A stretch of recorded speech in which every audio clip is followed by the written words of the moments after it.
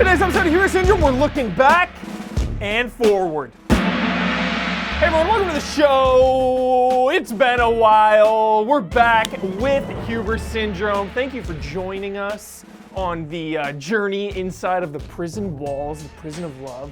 I appreciate all the feedback, all the love and respect for that. But we're back here now with Syndrome, and it's been a while, so we're gonna look back on two things that I just loved the most more than anything in 2019, and then a couple things that we're looking forward to in 2020, kind of setting the tone for the year. Let's get started. First up, one of my favorite things of 2019 has to do with Easy Allies, Game of the Year, Sekiro Shadows Die Twice, the Makiri counter.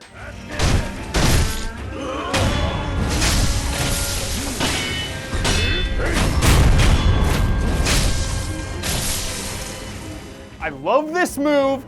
I cannot get enough. I wanted to give it one last shout out before we officially close the book on 2019. One last look at this sweet, sweet, beautiful move. Just because, you know, you go from attacks and parries, attack and parry, to getting this move, which really opens up the combat. And it's just so satisfying to pull off, just stepping on people's swords or spears. It's amazing.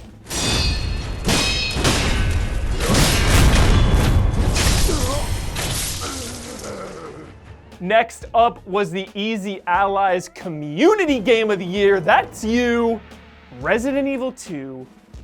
You think, you know, you would expect me to give a shout out to Tyrant and Mr. X, but it's going to the zombies. Stay back, sir. I got this. Hey, get off it! Wait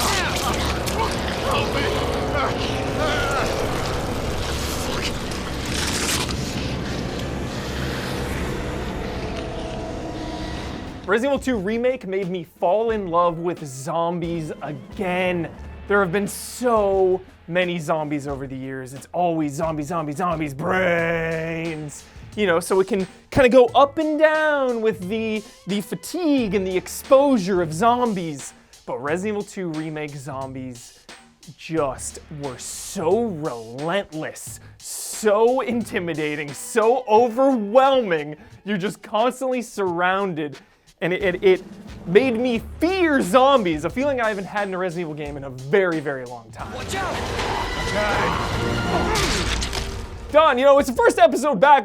Let's start the Resident Evil counter. We have mentioned it here on this episode. We're gonna tally this every time it's brought up on an episode. Well, how high can we get this thing? So that was 2019, and here we are in 2020, the end of a generation. And the end of a generation freaks me right out because we have the possibility, we have the potential to get some of the best games of the generation. Let's run down a few of these suckers.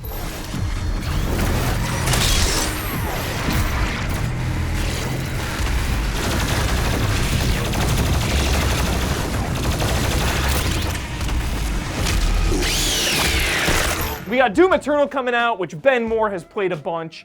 All the word on Doom Eternal is that it has the potential to be one of the best first-person shooters of all time, and that is saying something because there's a lot of good first-person shooters out there. Commitment, honesty, integrity, these are the core values that create the foundation for Umbrella Corp. Then we got Resident Evil 3 Remake. You thought Tyrant was scary. Just wait until Nemesis is breathing down your neck. What was his name again? Cloud Strife. This is a one-time gig. When it's done, we're done. Then of course we got Final Fantasy VII Remake. I mean, this isn't even gonna be the entire Final Fantasy VII story, and it has the potential to be one of the biggest, best JRPGs of all time. It's looking like it's shaping up that way, so get hyped. Then of course there's The Last of Us Part 2, which needs no introduction. Then of course, delays aren't concerning. Don't be concerned.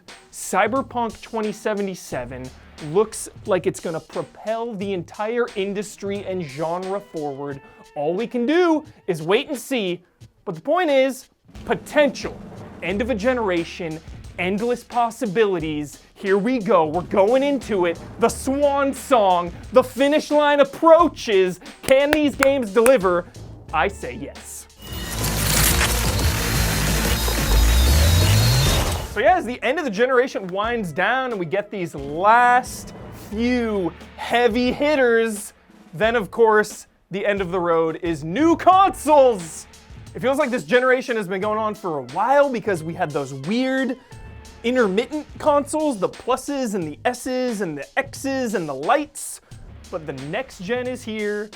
It's exciting, it's unknown, it's a little bit scary. You know, what's gonna happen? How much are these things gonna cost? But everything's about to change. So that in itself is exciting to be a fan of video games because this doesn't happen very often, you know? Big old Microsoft machine, big old Sony machine, both coming out. Who knows what Nintendo is gonna do? You know, they're still around. They're gonna be like, hey, we got Zelda over here. New consoles, new schmonsoles. We got Zelda, Breath of the Wild 2. Got a ton of games, new consoles coming. It's good times. Now it's time for the community queue. I wanna know, what are you playing? I really wanna know what you're playing, allies. So I want you to send me your clips of the games you're playing. Keep it chill, 10 to 20 seconds. I gotta look through these, I gotta download these. Keep it chill, 20 seconds, maybe a little description. But the link is in the description. Send me your clips of the games you're playing. I want to know, and we're going to be doing this hopefully every week. We get this going, the community queue, what I'm playing, what you're playing. Let's do it together. Right now I'm playing this. I'm going to stream that at some point, maybe finish this fight off on stream live. One of my favorites of all time, community queue. That's it for the episode. That was a look back onto a couple of my favorite things in 2019 and a look forward to the future of 2020. We have some heavy hitting games and new consoles right around the corner. Love and respect. See you next time.